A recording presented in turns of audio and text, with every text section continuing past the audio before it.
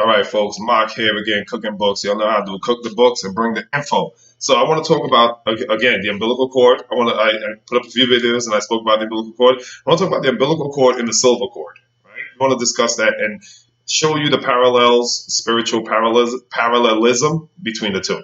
Now, look at this. Ecclesiastic chapter 12, verse 6 talks about the silver cord being loosed. It talks about the golden bowl being broken.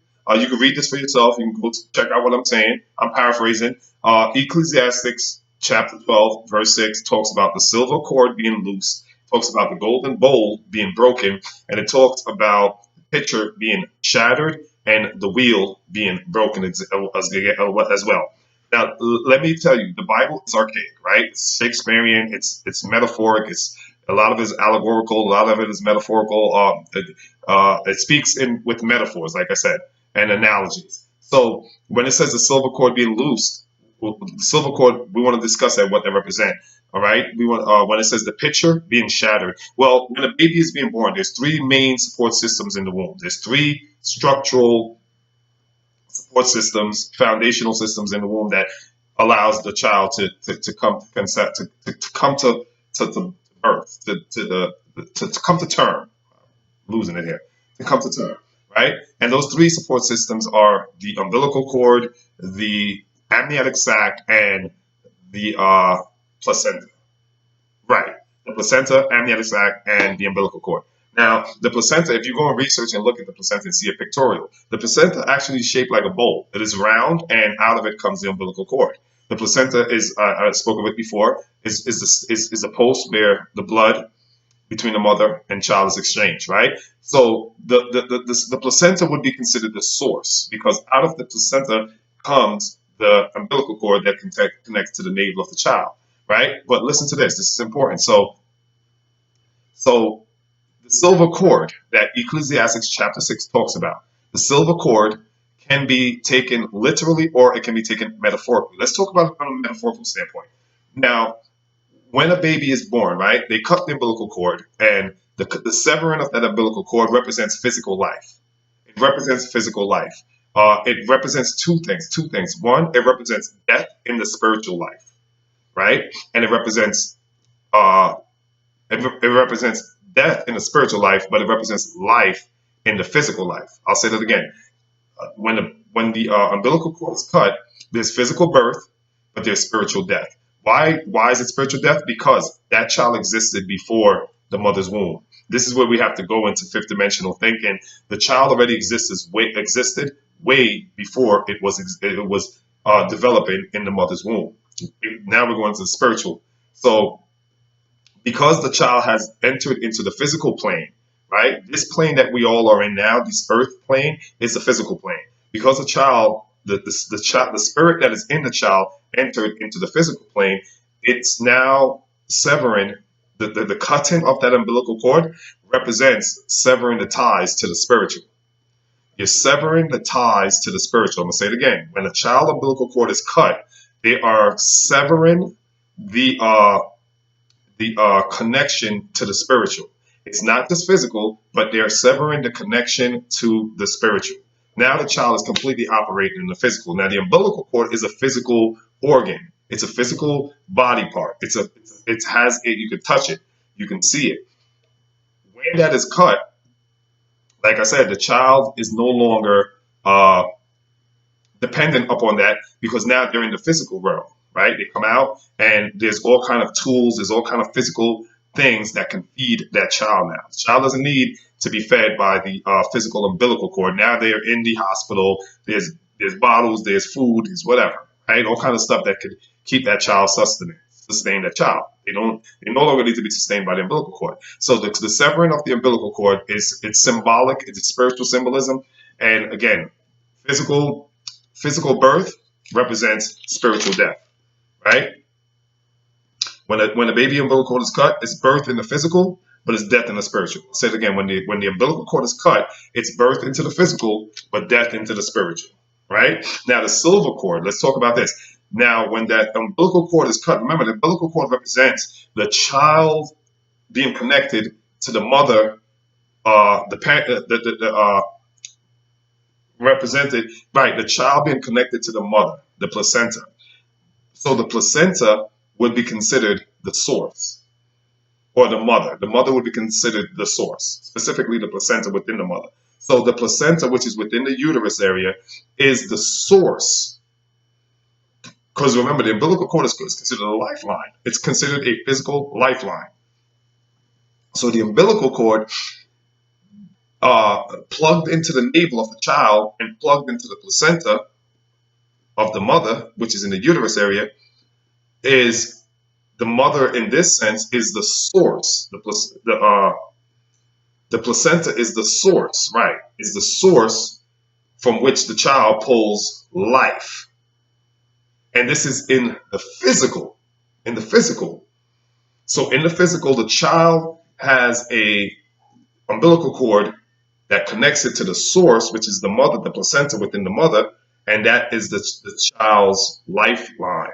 It feeds the child continuously until the child comes to term, which is the third trimester. So now, when that is severed, the child now comes into the physical world, and again, there's no more need for the umbilical cord because there's other mechanisms in place for that child to be sustained in the hospital. Uh, the silver cord, however, is not. The silver cord remains with the child until the child becomes an adult, and even after an adult, the silver cord remains with that child, or the silver cord remains with the adult. I have a silver cord. You have a silver cord. We all have a silver cord because the silver cord. Listen to this. This is some interesting stuff. Think about what I said about the umbilical cord. The umbilical cord represents, right, the lifeline that is plugged into the navel and connected to the source, in this case, the placenta within the mother. The silver cord, comparing the silver cord to the umbilical cord, the silver cord operates in the same way. The silver cord is connected to your navel and is plugged in to the source. The source being the ethereal energies, the celestial heavens, the celestial energies. So just like you have a physical umbilical cord that connects to a placenta to give a child food and sustenance, we as humans have a silver cord that is connected to a spiritual source that feeds us. So the silver cord is the cord that connects the physical body to the before life. Let's call it before life. We don't want to call it afterlife. Call it before life. The silver cord is that cord that stays with that baby that is connected or plugged in to the ethereal source or a celestial source. The same way the umbilical cord is plugged into a physical source. In this case, the physical source, I'll say it again slowly, is the placenta. The silver cord is connected to all of us, all humans, and it is plugged in to its source, which is not a placenta, but in this case, a celestial source or an ethereal source or an astral source, a heavenly source, otherworldly source. So that silver cord is our spiritual lifeline that stays with us all through our journey, our experience, and our process as human beings. Now, when we physically die, the silver cord gets severed. You see how it's connected? When you're physically born, your umbilical cord gets severed. When you're physically dying, or when you physically die, your silver cord gets severed. Your silver cord is the spiritual equivalence of your physical umbilical cord. Oh, I'm going to say that again real slow because that sounds good. The silver cord is the spiritual equivalence of your physical umbilical cord. Your umbilical cord is the physical equivalence of your silver cord. Both are cords that are necessary for sustenance. One is pertaining to your physical being, your physical corporeal body. The other is pertaining to your astral body, which is your subtle body, which is your incorporeal form, has no physical matter or structure. So they're both Identical, only difference is one pertains to your physical structure, the other to your astral structure, your subtle body, your immaterial body. And when you come into the physical realm, the umbilical cord is severed because that's physical birth. When you leave this physical realm, your silver cord is severed, and it makes, here's the consistency in in this principle. The consistency is this: once you come into the physical world, into the hospital, you're born into the hospital, you no longer need that umbilical cord because there are things in place in that hospital to sustain you. There's literally physical apparatus, tools, food, and everything you need to sustain you once you come into the physical realm. So that umbilical cord must be severed. It is no longer necessary. When you physically die, you go into, according to Ecclesiastics, the spirit goes back to God. So you go back into the ethereal framework. You go back into the cosmic structure. You go back into pure energy, right? Because you came from pure energy into physical form. Now you return into pure energy. So here. Look at the umbilical cord.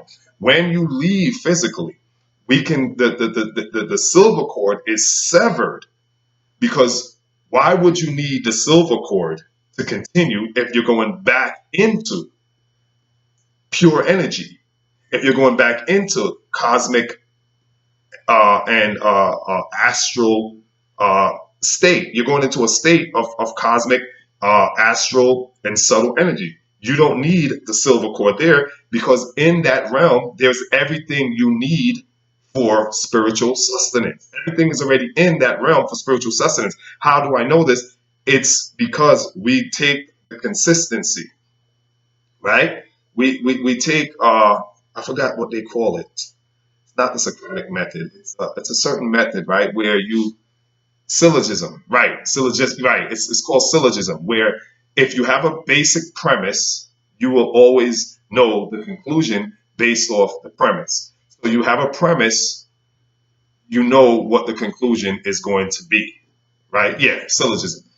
So an example of syllogism is this. It's kind of confusing, but I'll try to slow it down. If all A's are B's and all B's are C's, then all C's are A's. I don't know if I said that right.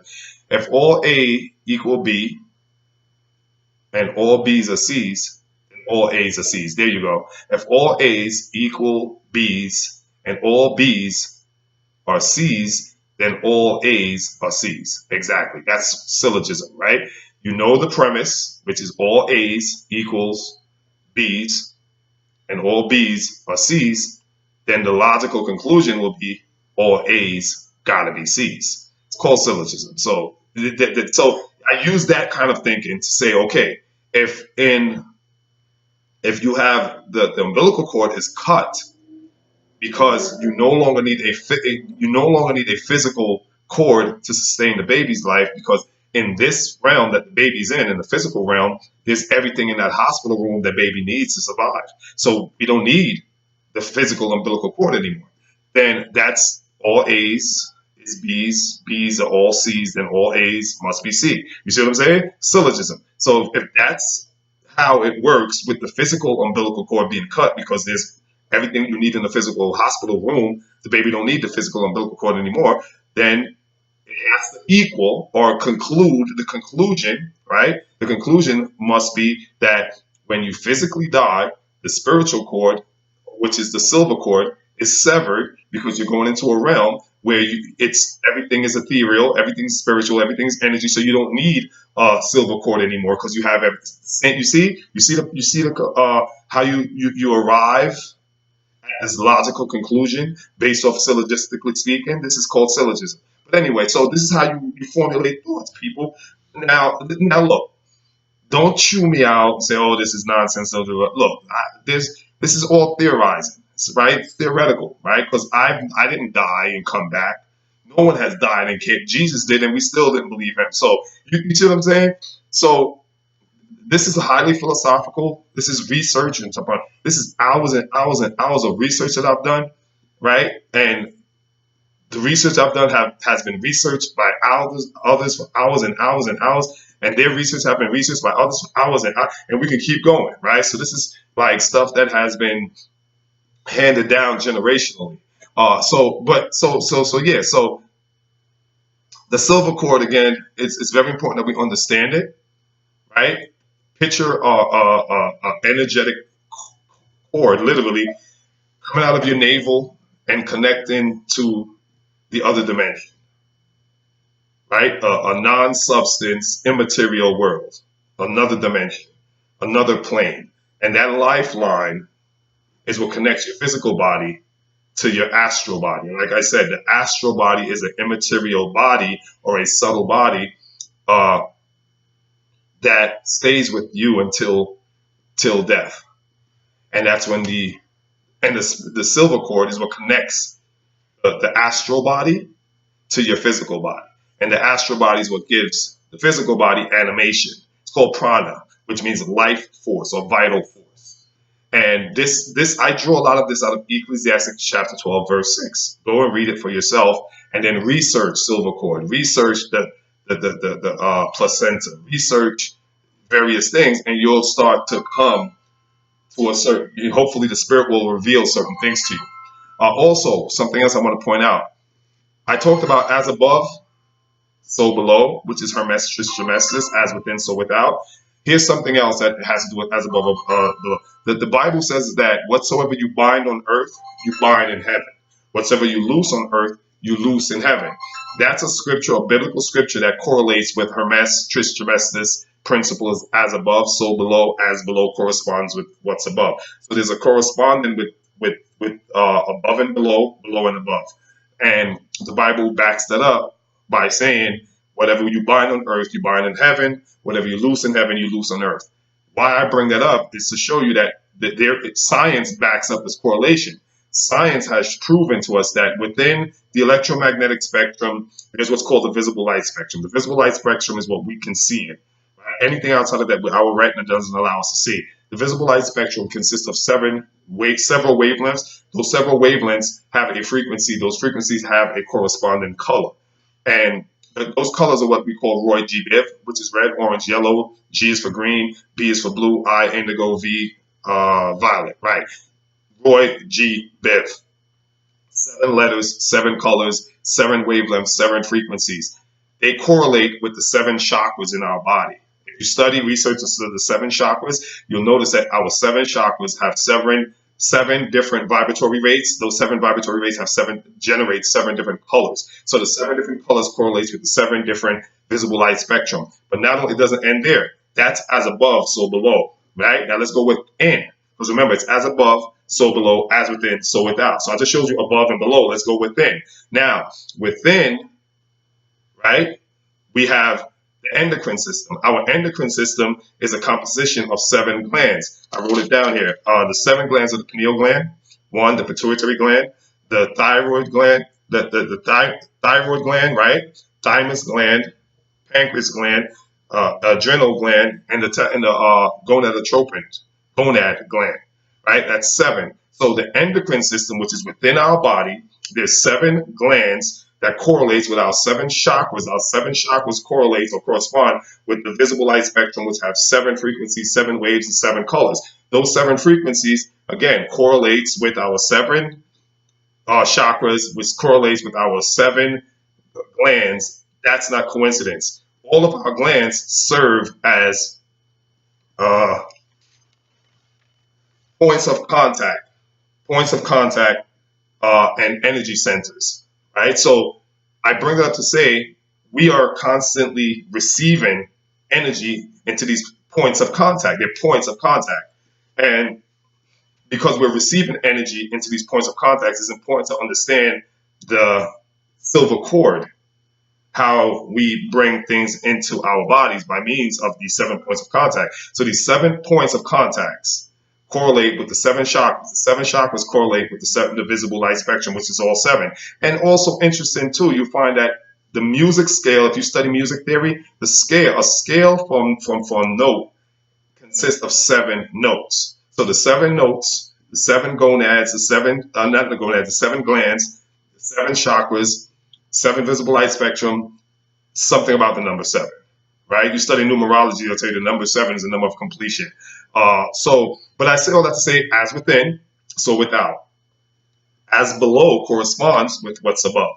So we have a tremendous amount of potential, a tremendous amount of power that is locked up inside of us. Uh, Einstein's famously known for E equals mc squared. If you break that down, mass times the speed of light squared, that's what equates to energy. That's energy. If you break that down, what that really means is that the smallest, the infinitesimal is just a fancy way to say something extremely small. I love that word. The quantum, meaning extremely microscopic. The subatomic particle amount of mass creates a tremendous amount of energy. That's what E equals mc squared means. That the smallest amount of mass will create, can provide enough energy to run a whole neighborhood of homes, like houses in a whole geographical area, like 1,000 houses. There's enough energy in the quanta, the infinitesimal amount of mass that can create enough energy to light up a whole neighborhood. That's what E equals mc squared mean. But I'm not going too crazy into that. But the point is, I weigh 240 pounds. Well, I lost some weight. I'm like 230, and that means that's all mass. That means there's a tremendous amount of energy that's locked up inside of me. And this is why it's important to understand our 7 chakras, how they correlate with the visible light spectrum, how they correlate with the endocrine system, how they correlate with the 7 notes. It's important to understand that so that we can understand how to unlock, first of all, cleanse, right? Cleanse our points of contacts or points of entry. Cleanse these points of contacts. Uh, uh, Cleanse these energy centers, and so that we can unleash our power, our locked away power. We don't need to be walking around out there lost in this world, depressed, you know, completely just, some people are just gone, just out there, and I pray for them. There's a lot of people that's just gone. Maybe it's something happened in their life. I get it, a breakup, a divorce, bankruptcy, loss of loved ones, loss of job, finances, things, all of stuff happen. But what we always got to understand is that everything you need is already inside of you. We're all looking for stuff outside. We're looking for government's programs. We're looking for tax cuts. We're looking for, this benefit, this assistance, that assistance. Everything that you need to overcome is already locked away in you. So the first thing to do, the most important thing to do, is to tap into your what's called uh, a reservoir of potentiality, reservoir, your field, your pool.